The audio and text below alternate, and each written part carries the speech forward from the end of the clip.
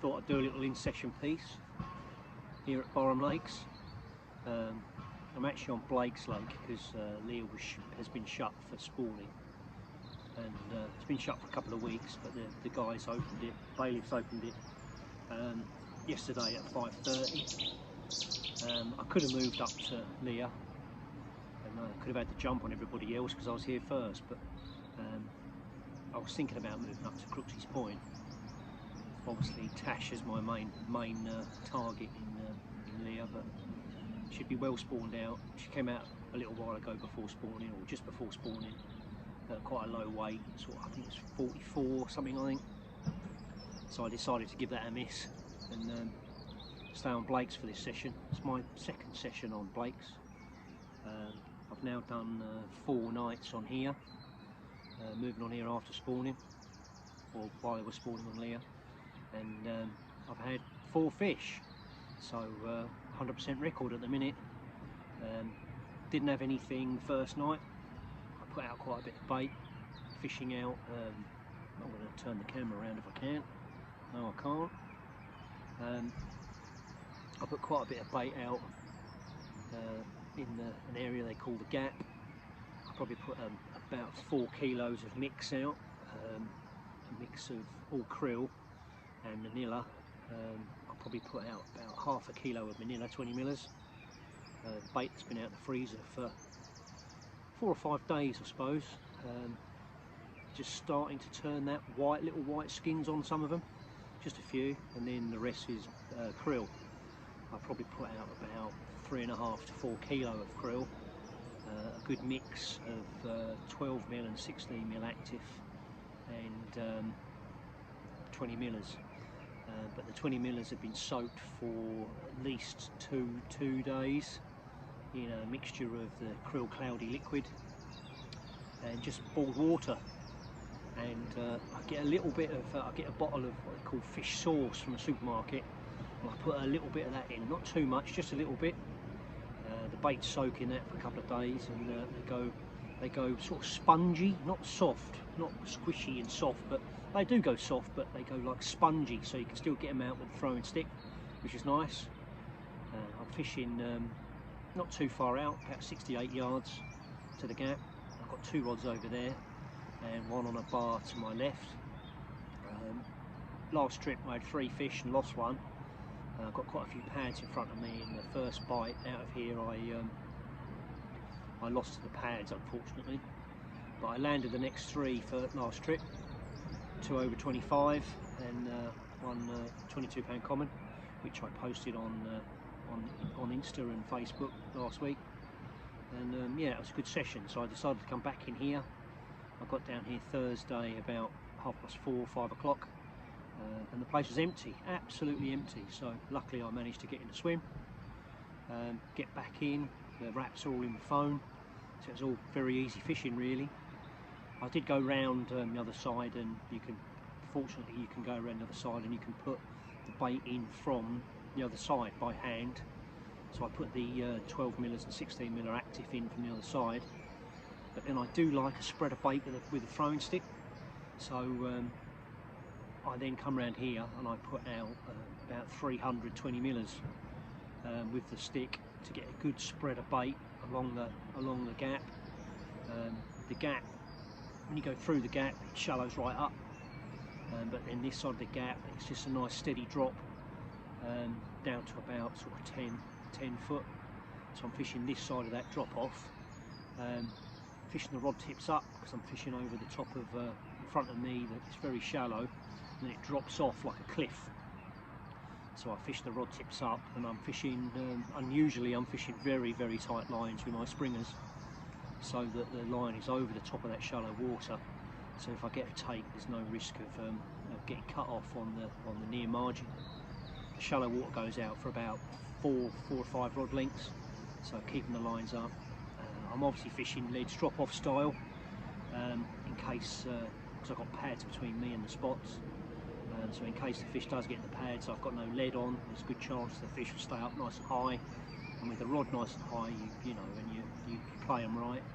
If they do get stuck in the pads a little bit, if you slacken off just very quickly, let them take a little bit of line and then let the pads relax and undo, you can then generally get the fish, you know, through the pads, which I've happened a couple of times. But luckily a couple of the fish have kited left.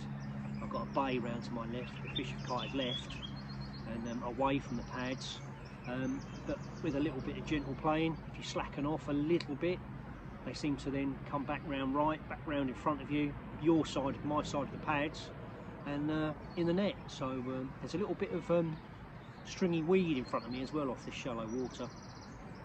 And they seem to come out the deeper water into that shallow water, and they just clip the weed, and they get a tiny, just before netting or when they're getting close, they get a tiny bit of weed over their face, and then the last little bit, it's like dog on a lead really, and in the net they go. So and I've had another one this morning. I got the take about 5 o'clock.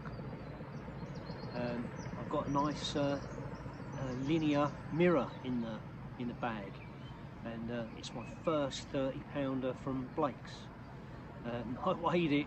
I was really carefully zeroed the scales on the sling before I weighed the fish, and had the scales on my weigh bar, and the needle, it was half a needle thickness over 30 pounds. So my first 30-pounder from Blake's, and a very happy man I am indeed. And I managed to get the rod back out very quickly. First cast back in the zone. I haven't put any more bait out, I decided not to. I did put a few out again last night, probably about 100 baits just to freshen up the spot over the top of the initial baiting, and it seems to have paid off. The fish came to my normal slip D rig. I fished 30-pound illusion boom, probably about 5 to 7 inches long, with a 30-pound armour cord loop tied to the 30-pound illusion with an Albright knot. And I fished that with a size 4 called a crank, not crank, sorry, with a called a size 4 curve, called a medium kicker. But I do put quite a large blob of putty on the knot between the illusion and the corder loop, the corder braid loop. I like that big blob of putty. I just think that when the fish, so I'm fishing it with wafters and bottom baits, I do think that when the bait goes in, that blob of putty is always pulling the eye of the hook down over the fish's lip, and helping that to sort of turn in. And the hook holds I've been getting lately have been really good. I had a few hooked in the side a year or so ago, but what I've done to sort of make sure I get sort of more in the middle is I've reduced the loop on the hook.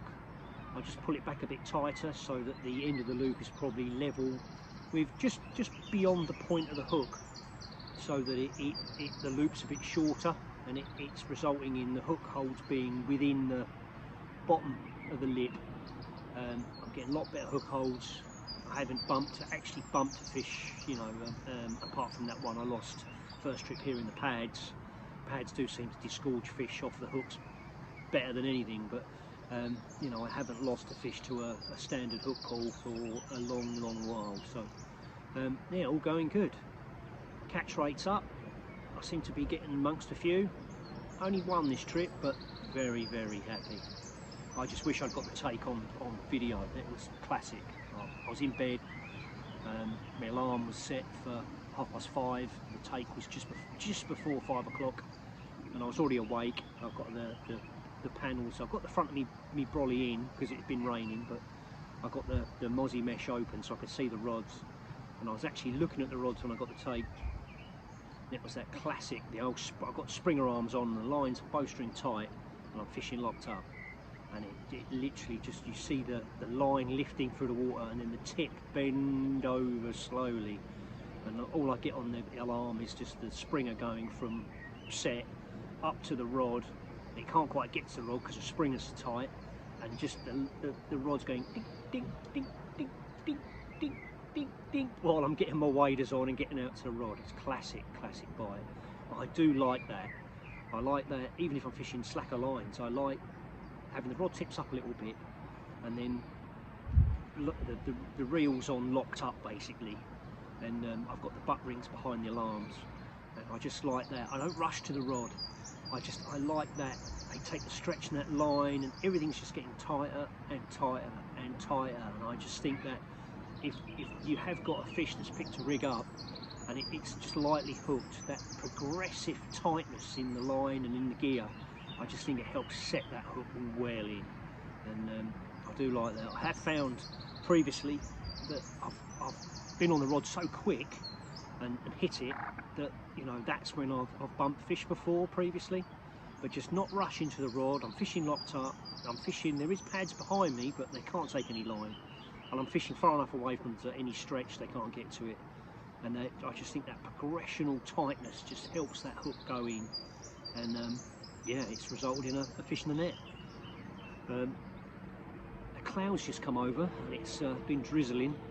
I was just waiting for the light to improve a little bit before I did my photos. And I'm going to do that now. So